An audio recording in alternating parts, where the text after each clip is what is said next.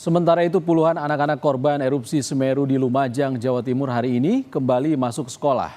Sebelumnya mereka diliburkan setelah bangunan sekolah mereka hancur tersapu material vulkanik.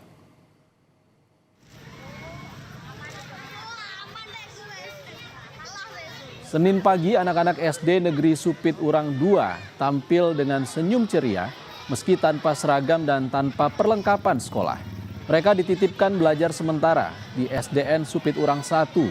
Untuk sementara seluruh siswa digabung dalam satu kelas. Mereka akan belajar hingga pukul 10 pagi sebelum ruangan digunakan oleh siswa SDN 4 yang sekolahnya masih menjadi lokasi pengungsian.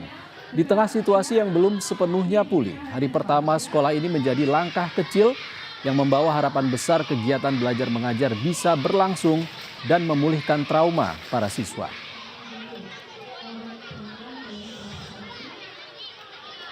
Juga menyadari memang siswa kami dari Supit Urang II itu memang banyak yang tidak memiliki seragam ya, karena akibat dari terbawa lahar Semeru kemarin itu.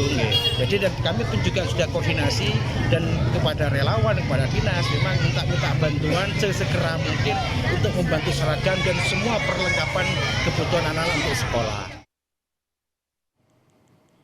Dan untuk mengetahui perkembangan terkini bencana erupsi Gunung Semeru, kita sudah terhubung dengan jurnalis Kompas TV, Nyoman Deni dan juru kamera Hilmi Ardianto Fani.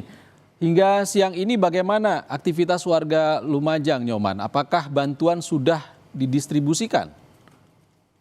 Baik, Iksan dan juga saudara, mungkin kami sampaikan bahwa saat ini kami sedang berada di lokasi posko pengungsian yang ada di SMP Negeri 2 Pronojiwo. Dan aktivitas di posko pengungsian ini memang cukup berbeda, yakni di aktivitas di posko pengungsian ini memang terbagi menjadi dua pada hari ini, yakni beberapa kelas digunakan oleh ratusan siswa SMP Negeri Pronojiwo untuk melakukan proses belajar mengajar secara tatap muka setelah dialihkan dari daring selama 3 hari pasca erupsi Gunung Semeru pada hari Rabu lalu. Dan saat ini mereka bersekolah secara tatap muka dan harus berbagi kelas dengan sejumlah pengungsi yang ada di SMP Negeri 2 Pronojiwo ini yang jumlahnya sekitar 373 pengungsi. Dan proses aktivitas belajar mengajar ini memang berjalan normal. Dan suasana di sekitar Pronojiwo saat ini memang cuacanya cukup cerah dan saat ini untuk pengamatan puncak Gunung Semeru sendiri memang sesekali terlihat, namun lebih banyak terhalang oleh kabut dan juga secara visual tidak bisa diamati karena juga saat ini mulai mendung seperti itu, Iksan. Ya, masih banyak warga yang mengungsi, Nyoman. Seperti apa bantuan yang paling mereka butuhkan dan distribusinya seperti apa di sana? Baik, untuk logistik kebutuhan para pengungsi ini memang terus berdatangan bantuan dari sejumlah relawan dan juga dari sejumlah instansi. Dan pada hari siang tadi memang Pangdam 5 Brawijaya menyerahkan langsung bantuan untuk para pengungsi di SMP Negeri 2 Pronojiwo ini.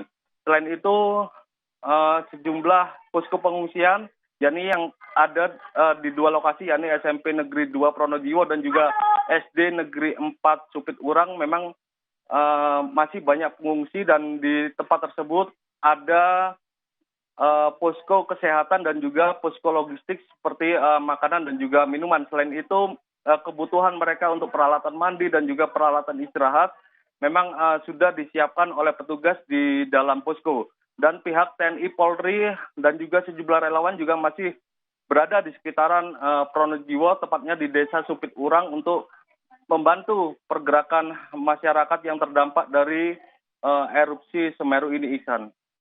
Semeru masih awas, salah satunya adalah larangan ataupun imbauan untuk tidak mendekati Semeru 8 km radiusnya dari kawah. Apakah warga memenuhi imbauan ini?